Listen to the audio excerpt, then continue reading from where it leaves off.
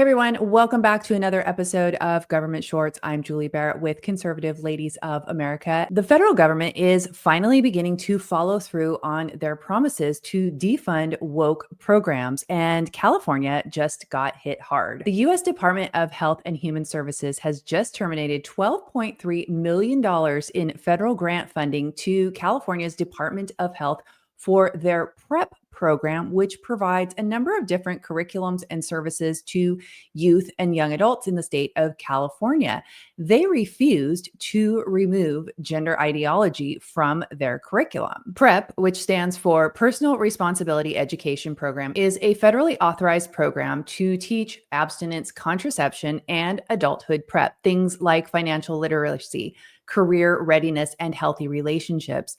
It is not supposed to be a vehicle for ideological instruction. The curriculum that California had in their PrEP program taught that gender is a social construct and not a biological reality. Well, under federal law, at least with the Trump administration at the helm, that is not medically accurate and therefore not authorized under the federal PrEP statute. Let's take a look at the timeline here. In March, HHS asked California to submit its materials for review. And then in June, California was warned to remove the gender ideology or risk losing funding. In August, California Department of Health responded to HHS saying that they were refusing to comply with the federal guidelines. So on August 21st, HHS officially pulled the plug on California's grant funding for their PrEP program. California's refusal to comply with federal law and remove egregious gender ideology from federally funded sex ed materials is unacceptable, said Acting Assistant Secretary Andrew Gradison. The Trump administration will not allow taxpayer dollars to be used to indoctrinate children.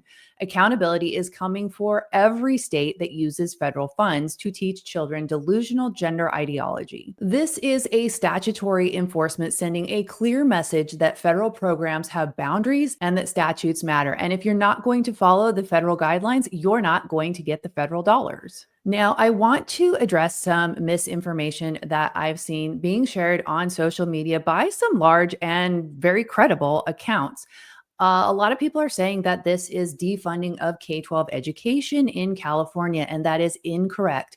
This funding does not apply to K-12 public schools or the Department of Education in California, but rather it is to the Department of Health specifically for their PrEP program curriculum that is given to these youth and young adults. It's possible it could be provided in some of the public schools, but it is not a program through the education system. Now, as much as I would like to see federal funding pulled from K-12 public schools in California because of all their woke policies and indoctrination of children, that is just not the case. At least not yet. Other states have similar programs and have been warned, and they should take note that they could be next to get their funding pulled. This is clearly just the beginning, and as was stated in the HHS letter that came out yesterday on August 21st, earlier this year, ACF instructed all PrEP participants to submit their curriculum for review.